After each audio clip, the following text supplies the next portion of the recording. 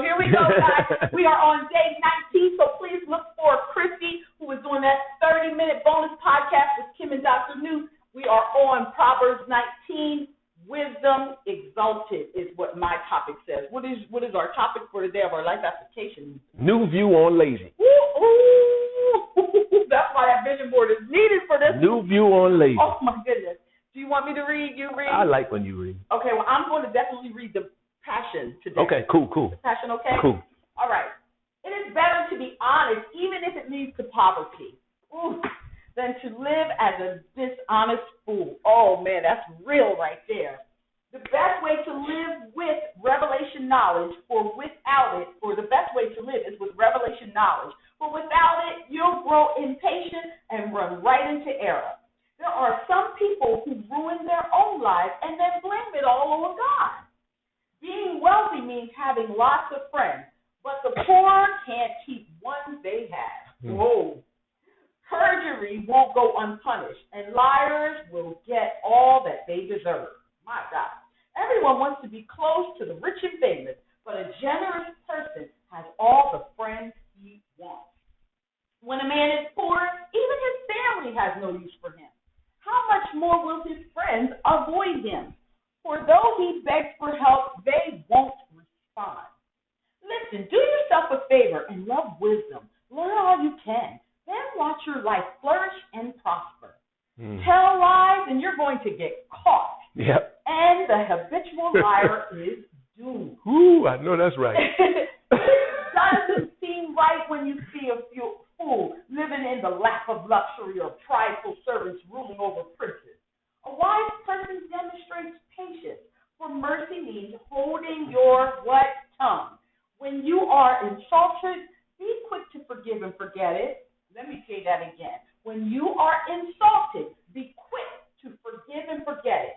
For you are virtuous when you overlook an offense. Oh, my goodness. You hear that?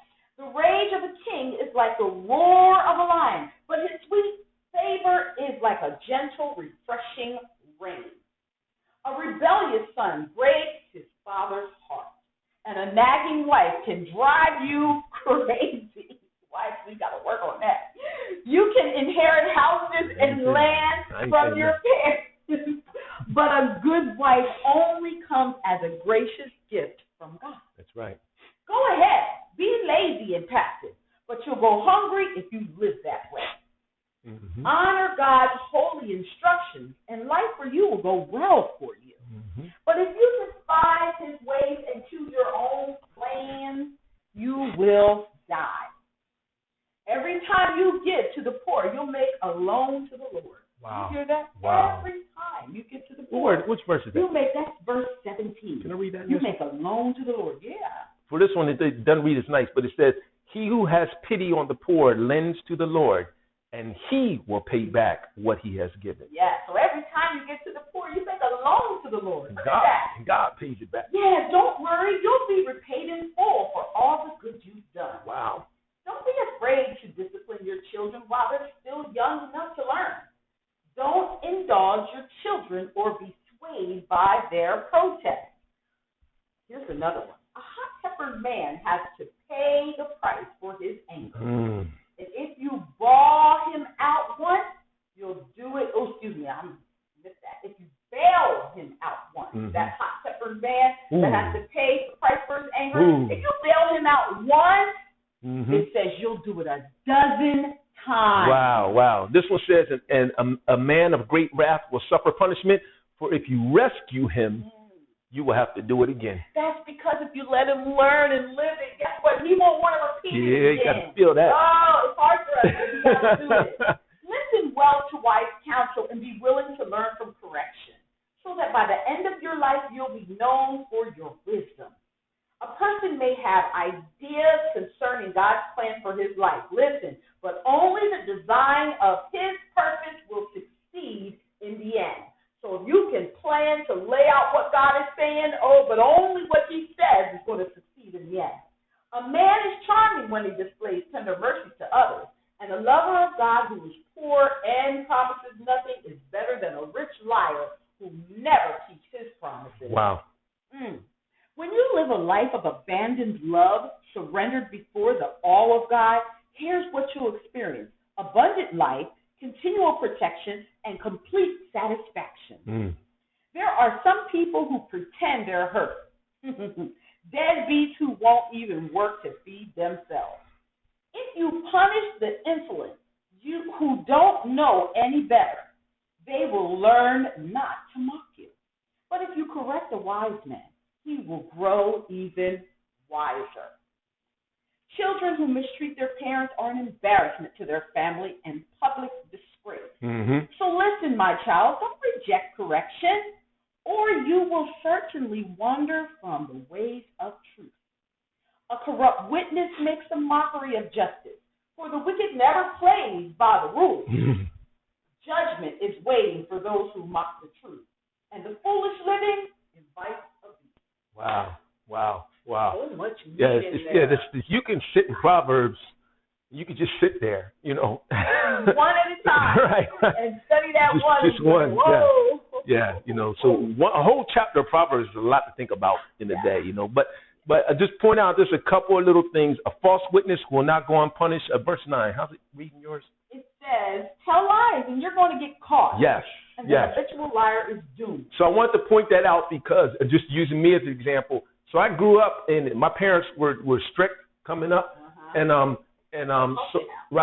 I lied. Learned how. Right, so that they didn't know I did things, so I wouldn't get in trouble. I think we all do that. Right. So, but some of us kind of take that to the next level.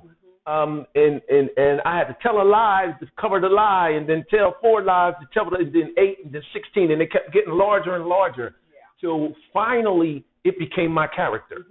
And years later, because of those lies and that dishonesty, I developed some other issues and habits. And years later, those things came crashing together, and my whole life imploded. So when it says they'll get caught, I want you to think more than just getting caught telling a lie or a fib. I'm saying you get caught. Everything catches up to you. Like a net. Yes. A spider in a net, or not a spider, but something else in a spider's web. Right.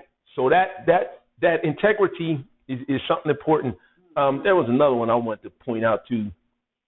Is that the hot-tempered man has to pay a price for his anger? If you bail him out once, you do it a dozen times. That was it.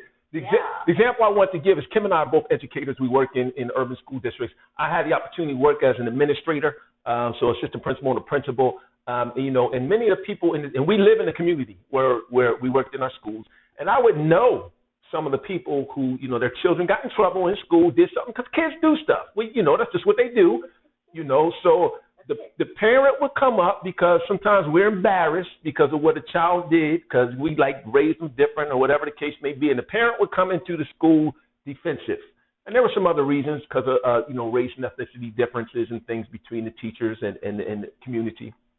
But those parents would come in, and I'm thinking of a few of them that would come in and that would defend that child to the point where they were arguing, with us and with the teachers, and and they knew me. They, I ain't trying to hurt your child. My child lives right. They play together, But I'm thinking now. I said that to say this: that years later, I'm talking about 15 years later, and I don't say this in a negative way, but it's the truth. Some of those children are locked up. A couple of them are no longer alive. Yeah, several. Because they weren't corrected. So came and bailed them out too quickly. Bailed them out, right. We know. We had one of our kids who would tell us stories, and we believed everything she said. She had us tripped. And then one time we would go up and bust them out at the school, and realize later on, so I caught her, that she was making up stories. Right. And then I stopped bailing her out. Right. And it got to the point where I just let her actually feel that exposure. It changed her life. Turned her around. And I'm going to tell you what we learned from that, because that was our middle child. We had a younger child who I would tell him, listen, don't lie to me, because then I can't help you. Can't do nothing. Tell me the truth, and then I can help you. So we learned from that child to tell the next child this, and then that younger child, he didn't lie too much. No, he came and told you. Yeah, he came and told you. I told you everything, but he gave you the 80% of it. He put you in the ballpark. So then you could say, Think about kids. They're kids. Right. They're kind. Right. They're knowledgeable. They're inspirational. Right. They're little darlings, but they're stubborn. But they're children. This is what they're supposed to be. Right. All these things wrapped up in one. When I was a child, I wasn't. Exactly. I did the things that children did. But when I got older, I put away childish things. Right. If we as parents don't make sure that they're held accountable for the things, the childish things that they're doing, when they get older, they will never feel like they have to be held accountable for it. Right. They won't take responsibility. Yep. So I'm not saying knock them out and kill them. No. I'm saying teach them and let them see, okay, you have to feel that one a little bit. And that was the point I was trying to make. Because we were able to approach the younger child that way, and explain, listen, we're not going to, if you don't tell me the truth, I can't help you, right? So the child was able to kind of tell us the truth, or at least 80% of it, right? He also knew that there were areas in his life he's on his own now. You got to fix that. I'll support you, but you got to fix that. That child didn't get into a lot of trouble. There came a point where he just stopped. Right? It wasn't cool anymore. No, it wasn't cool no more. Now, he built a house, married, 3 kids, the assistant principal, so a lot of good things happened. A lot of good things have happened in his life because we didn't bail him out. So just using those examples, not bragging on our children, but bragging on our children, because we love them all and we're proud of everything they're doing. But we're telling you, sometimes you got to bail them all out, parents. Yeah. If you find yourself in that position where you're trying to do that, stop now. Right. Stop now. Or stop it with yourself. Don't bail yourself out. My mom says to me, Newt, if you made that bed, you got to lay in it. Yeah. So think about the bed you're making before you make it. Deal with it right now, and then later on don't have to. Right. Now that we kind of left a little bit. Our life application today, the title is called New View on Lazy. New View on Lazy. And then you talk? Yep. Okay, so the new view on lazy, think of this in Proverbs 19:23, where Solomon pictured a lazy man sitting at his food with his head buried in a bowl of food, eating like a dog because he was too lazy to use his hands. This exaggeration is meant to be humorous and to drive home 2 important points. So the first point is that the lazy person is not necessarily characterized by their lack of action, but more by their unrealistic expectation that something or someone will come along and drop meat into their mouths. Oh, my God. Therefore, their own effort is not required. Well, that's not the way it works. Yeah. There's some effort required from you to get the things that you need. So stop eating like that. Stop expecting someone to just give you. Use your hands and bring your food to your mouth. Yes. And here's the second thing that comes out of that, is that there's many who start a good thing. We start doing a great thing. Some folks might have started this challenge and dropped out. So many start a good thing, right? And that thing that's good may be a needed thing, like the person eating the food, right? But those who do not find the energy or the drive to finish that good thing that they started, they can only blame themselves for being deemed lazy because they didn't finish, and undernourished or lacking because they didn't do what was necessary to bring what they needed, the food, to themselves. Wow. Right? So if you started something and you stopped mid-process, because we got to go through the process as we talked about yesterday, if you stopped in the middle of your process, then guess what? You stopped in the middle of your process. Yep. And so there are things you're lacking. You're just going to lack because you did not, the word is finished. You can't be upset at anybody. You can't go back and blame mom and dad. You can't go back and blame the coach. You can't go back and blame. You have to look at yourself. Hold yourself accountable. Just like that Proverbs 19 says, that if you continue to, as I'll say it in my words, make excuses for that, then you'll constantly have to go out and even bail yourself out. Right. By giving yourself a reason for why you didn't finish. Right. That's why we're calling it the Fitness 360 Spirit, Soul, and Body Challenge. Because the challenge is to finish what you started, right? And as you do that, you create a habit. Habits that go unchecked turn into character, so you redevelop exactly who you are. And it's the challenge of you. Yes. So we're not competing against you and you of us. And I got to say this, and this may come out offensive, but if you start things and don't finish them all the time, People see that, right? So people are already thinking something about you because they see that pattern of you're starting and not finishing. You're deemed as unreliable. That's true. You know, you're deemed as undependable. People don't get excited when you start a thing because you start stuff all the time. You know, finishing is what, you know, so anyway. And your finish is going to look different than someone else. So someone else may think that you have to do that thing forever. Right. No, you might do that thing for 7 days or 5 days, whatever it is that you're supposed to do. Make sure that you finish what you are starting, not what someone else is expecting you. This challenge is all about you. Right. So the point is, what we're trying to do is we're trying to connect. Your follow through with this view on lazy. We are connecting it. Yes. So, what is it that you believe? What is it that you believe you should be accomplishing? It should be with your hands. What should you be doing? Ask yourself, well, what should I be accomplishing? You should know what that is, right? Because if you see it, it's because you're meant to be it, right? So, however, races are not won until the runner crosses the finish line. So, just kind of picture this. You're at a track meet, and what would you think if you saw a runner, you know, say it's a 400, that's one time around, and you see that runner get to the 200 mark, and they just stop and sit down. Sit down on the track, right? Everybody's still running. They just stop and sit down. Race ain't over. They stop halfway just because they didn't have the energy or the determination or the self-discipline to finish the second half. They weren't ready. Right? What would you think of that runner? Right? Now, I don't care how old they are. It could have been middle school, high school, adult. You're going to have some thoughts in your mind. Get up. Get up, even if you got to walk.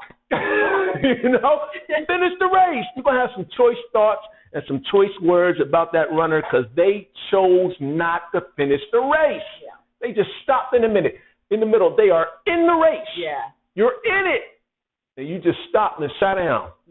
There's no place for sitting down. That reminds me of Milton Bronson's song. You know, the race is not to the swift. Oh, I thought she was going to kick it. Nor to the strong. I'm directed it. Wow. Okay, come on. Kick your race, start shouting. All right, so the same concept applies to you with things that you see to do. Right. And the things that you have begun doing. Yet, you stalled. No, you paused. Or you lost your diligence. You did. You did that. Gotta accept that. So this challenge is also saying, holding me accountable. And we are accountability partners here. You hold me accountable by making sure Newt and I are up and on this thing every day for 31 days. I hold you accountable by presenting things to you and saying, you kind of do them.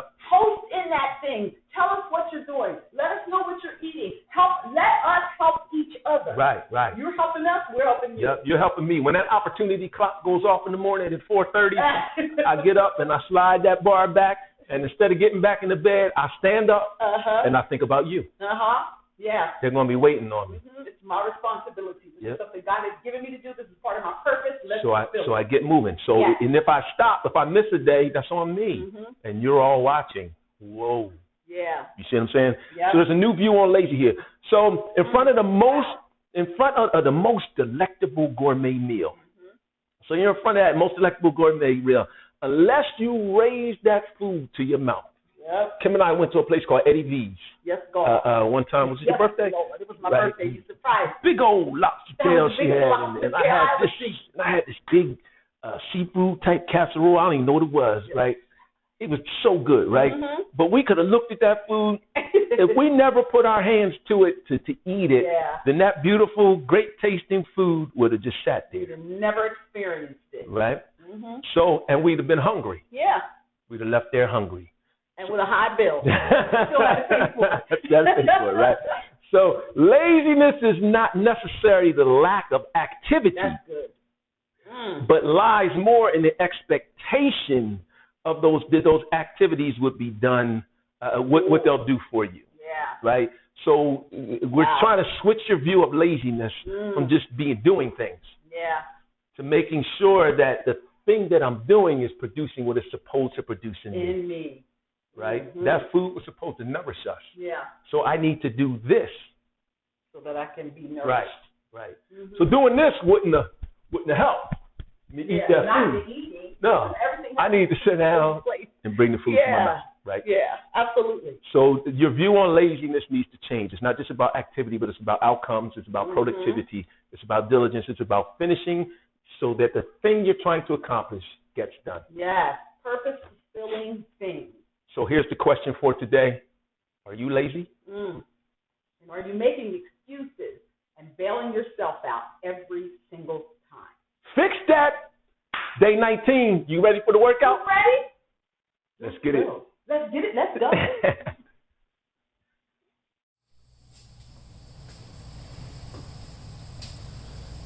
All right, guys. It is your post-workout. What is today? Day 18, I believe. 17, 18. Yes, day 18. It's a post-workout, so it's not a lot of cardio. You just we're going to move with controlled motions. So we'll do like a move and then a stretch, a move, then a stretch. The idea is to exert the muscle, tighten the muscle, and then stretch the muscle. And then tomorrow will be a rest day for you. So you won't breathe too hard, but you will work a little bit. 3, 2, 1. So now knees together. I'm gonna do it from the side for you. So just step back. Keeping those knees bent. Right, chin tucked. Fist width away from your chest. You're opening that chest when you go back. So I like to bring my hands, I rotate my palms from together to facing upwards. What that does is that helps me kind of rotate my rotator cuffs and get a little better stretch. Now we just feet a little bit wider than shoulder width apart and just gonna go side to side. Right? Here it is from the back. So you can see I'm still trying to keep my back flat and I'm pushing that butt back, putting that weight in my heels. You can see how I can lift my toe because the weight's going in the heels. You can touch the knees, you can put your hands up, but you just want to get those legs loosened up. So now I'm going down to a plank, right? I'm just going to spider up. Spider up both sides. Remember, you're looking down at the floor, tucking your chin, keeping your back straight. Your wrists, shoulders, and elbows are in line. When you bring that heel forward, you tighten that core, use those obliques. You resist them, lifting your butt up in the air. You're not letting your body sag. 3, 2, 1. Step up to stand up. I want you to go to squat pencil. Feet a little wider than shoulder. Squat down, pencil up. So when you kick that leg up, you're trying to keep that leg straight. You don't want to lift it with your hip flexor. You want to lift it with your lower core. So you're not just throwing the leg up there. You're lifting it up, pointing that toe, pointing the heel out far. There you go. Hands straight down. So you're looking like a pencil. Slow and controlled. Sorry about that, I lost my balance a little. Slow and controlled. If you go a little wider, you can go a little lower, have a little more control. If you go too wide, then you lose control. So find your sweet spot. Right foot forward, chest high, bend down, straight back, grab that toe. 4, 3, 2, stay down, switch to the other side. 4, 3, straight back, 2, feet together. I want you to grab your toes, drop your head, relax your body, stretch that lower back, roll it up. Once you take that right leg back into a into a lunge. Your back knee is bent. And I want you to just pulse. So your body's straight up and down. 3 lines, front toe, back toe, medium line. You're just going up and down. Just up and down. Keeping that chin tucked, chest, fist width between the chin and the chest. Go as low as you can go. Keep that body erect. Pulse it out. So my weight in my front foot is in my heel. In my back foot, my toes pushing back. My knee, I'm thinking about touching my knee to the floor. I can't, but that's good where I'm at. 3, 2, 1. Bring the feet together.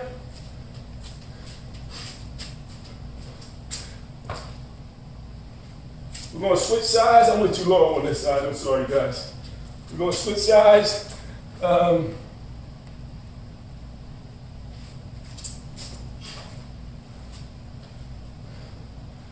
this side's a little easier for me. Again, keep that body straight. Pulse it down. Pulse it. Good job. Keep the body erect. Head neutral spine. Get that back knee down. That back knee is bent. Tighten that leg a little. 3, 2, 1. Stand it up. Let's go ahead and stretch those quads. So for me, when I cross my hand to my other shoulder and I focus out forward, helps me keep my balance a little bit. Because my balance is horrible. Tighten your core. Get it in spot. There you go. Lock it in. Focus. 3, 2, 1. Now I'm going to a runner's pose.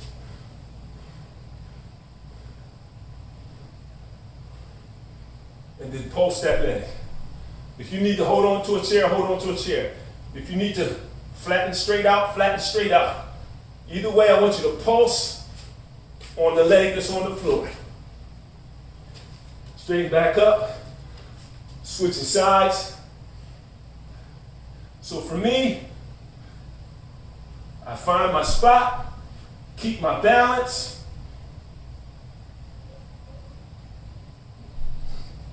There you go. I have to focus on this because my balance is crazy. You lose it, find it again, do what you gotta do, jump back in. Open your feet, going into like a plie or sumo squat, right? And I just want you to push your body from side to side, straighten that opposite arm so that you're stretching that oblique muscle. Keeping that head in neutral spine, side to side. If you can't go that low, then stay high. But stretch it, don't pull it. Right, keep the core tight. All right, reset yourself, keep your feet out. Now I just want you to drop down. Keep your back straight, drop your butt down. Right, your knees are going out, your toes are going out, and you're just pulsing. You're just pulsing. So for me, I have to exaggerate pointing my chest up because my posture is not that great. So I get my elbows in, then I stick them out, twist my hands up so that my shoulders and everything spacing up, and I pulse. And my legs burn, and they should burn. You're feeling that on the top of your thighs, right? You might be feeling it in your booty. Keep it tucked, keep it tucked. Resist the urge to lean forward. You only like 10 more seconds. You can handle that. Bring it up, bring it up. Go straight to your flat back, all the way down. Now just go side to side. Keeping that head in neutral spine. You're not bending your head to your knees. You're bringing your body to your knees. Just go at your own pace, keeping those legs straight. If you can't go down that far, lift up, but your legs need to be straight. We're going down to plank position. So remember, in plank position, your shoulders, wrists, and elbows are in line. You're not leaning out like that. You're forcing to keep it here. I want you to lift the hand up, bring it back, forward, down. Other hand, up, back, forward, down. While you're up, you're keeping those hips parallel to the floor. So you are using your core to hold yourself in place. So nice and slow and controlled motion. Good job, you guys. Modified move, put your knees down. All right? You might twist a little bit, that's okay. But focus on keeping that core tight. You'll feel it when your hands go back, like right there, I can feel my core. And I focus on keeping it controlled. Think about my form, because as I'm doing them, I tend to lose my form. So I just reset, get my form, and jump back in the exercise.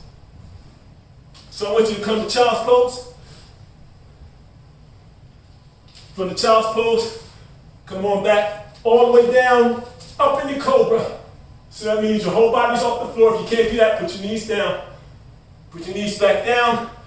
Go back to child's pose. You're pushing with your heels and your hands into the ground. Bring it back. Cobra. All right, next move is a plank walk shoulder tap. Let me show you the modified first. Modified, your knees are on the ground. Leaning forward, you're just going out and in. That's your modified move. If you're not modifying, your knees are up, you're in plank, and you're just going side, tap, side, tap. Let me show it to you from the front. Hope you can see me. Side, tap, side, tap. Same foot, same leg. Same arm, same leg. I'm losing my, what you call it? Tap, side, tap, side, tap, side, tap. There you go. Side, tap. Little bit of work here. Working those triceps. There you go. One more. Come to your knees. So this time I want you to stand all the way up. Your knees together, hands behind your back. Push them down. Stretch that chest. Squeeze your thighs together, your booty together. So your body's straight up and down. Pushing those shoulders back. Stretching that chest. Let it go. Coming up to squat position. So you go into squat position. You're bringing your hands down. You're walking out. 1, 2, 3, 4. Up. Back. 1, 2, 3, 4. Stand up. Ready? 2, 3, 4. Up. Back. 1, 2, 3, 4. Here's a modified move. Same thing. 1, 2, 3, 4. Lift one leg back. 1, 2, 3, 4. Stand up. So bend it down. So I'm not going fast here. It's about control today. Every time you go down, you feel a stretch. Every time you come up, you go ahead and tighten those muscles. Squeeze it. Last one. Good job. Now I want you to just open those elbows, squeeze them together. Open them up, stretch that chest open. Bring them together. Open them up, bring them together. Drop them down, come all the way to the floor. We're going back to a plank, step back. This time, you're just reciprocating knee. So you're focusing on keeping the back flat. You're not lifting your butt way up. You're keeping it level. You're not letting it sink down either. Keeping it up a little so you're engaging that core. And you're just reciprocating those knees. Now you're going to want to start to drift back. Fight to push yourself forward. So you're engaging those shoulders, that core, the triceps. Keep the head in neutral spine. See, I have a tendency to lean my head down. Push it back up. 15 seconds. Stay in there. Tuck those hips under. Push those heels back. That's it. There you go. 3, 2, 1. Give me a child's pose. So now we're going to go to a downward dog. Bring it up. Back to the plank. Downward dog. Plank. Downward dog. Keep it up high. Plank. Good job, good job. Downward dog. Plank. Let's roll over on our back. Switch kick punch. So, modified move. Touch the ground with one leg. Put it down. Lift the other one up. Right? Or knees bent. And lift it up like this. Your non-modified move, you already know it. Feet off the ground. They're not touching. So you are keeping your chin a fist away from your chest, right? And you're thinking about reaching up to touch that foot. Flexing those feet, trying to keep the legs straight, right? Engaging that core, nice and slow and controlled. Good work. Almost there. Good job. Put it in the core. Slow and controlled. 5, 4, 3, 2, 1. Bring yourself up. Reset. Right? Now what I want you to do is C-set. Put your hands back. Straighten your arms. Move your hands so you can feel it in your core. Put your hands on the side of your knees. Don't grab, but just lift. Round back. Lift up. Round back. One more. Lift up. Round back. Now I'm going to work a little. Going all the way down. Feet out. And up. X. And up. Modified move. Keep your feet on the floor. And up. Non-modified. Your feet never touch the floor. If you need to touch the floor on the non-modified move, you touch it here and bring it back down. Trying to keep that head, chin width away from the chest so that you're engaging that core. Move at your own pace. I want you to go slow and controlled, not too fast today. Just a little work. Should be feeling a little burn across the lower part of the stomach, the middle. I have to touch. Sometimes I touch, sometimes I don't. Put your heels around as you go back. 4, 3, 2, 1. Reset. Right? Now I want you to extend your legs. Right? Keep your back straight. Chin tucked. Head in neutral spine. Grab your toes. Now, if you're really flexible, you can grab down lower. Right? But I want you to keep your legs straight. If your legs start to go up, then you lift up. It's not about lifting your head down or lifting your head up. It's about keeping it in neutral spine and stretching that back. There you go. Next move, modified move, heels on the ground. Non-modified move, heels off the ground, and just backstroke. Touching my thumbs to the ground. Now this one I gotta work. So you notice I'm not putting my head back, and I'm not like lifting it up like this. I'm trying to keep it in neutral spine, chin tucked. When you tuck that chin and keep it in neutral spine, you have to engage that core. It stretches that core so it's uncomfortable, right? And it makes you work, baby. Keeping that lower back on the ground, just backstroke. Backstroke, again, modified move, feet down. Or 1 foot up and switch them. But you only got 5 seconds. 3, 2, 1. Let's bring it up. Reset. Reset. Come back to your C-set till you feel that tension. Let go.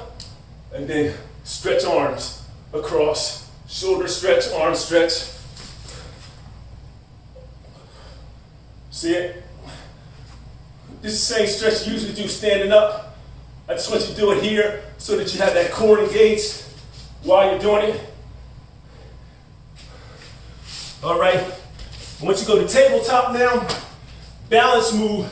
Same arm, same foot in the air. Trying to keep the hips parallel. You're going to twist a little. Keep that head up. Don't down. And don't look up. In flat. And then pulse.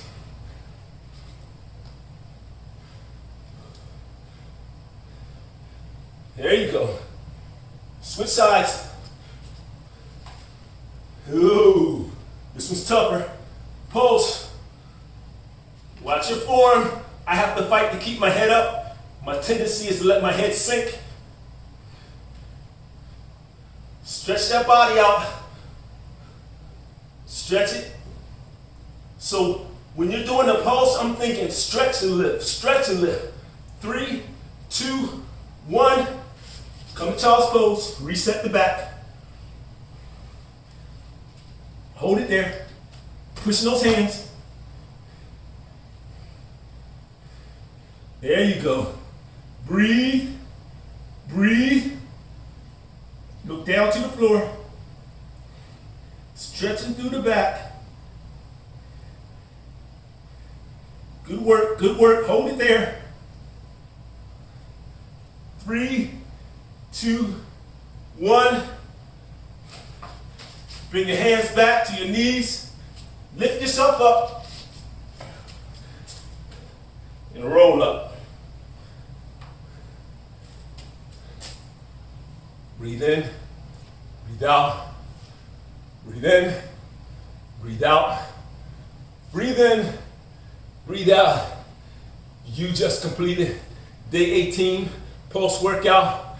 Good job. Enjoy the rest of your day. And we have an off day, a rest day tomorrow. Let your body relax. Make sure you rest, eat. And we will see you Monday for day, 20, 19, 20? One of those days. I lost count, but we'll remind you on that day. Make it a great day or not, you guys. The choice is always yours.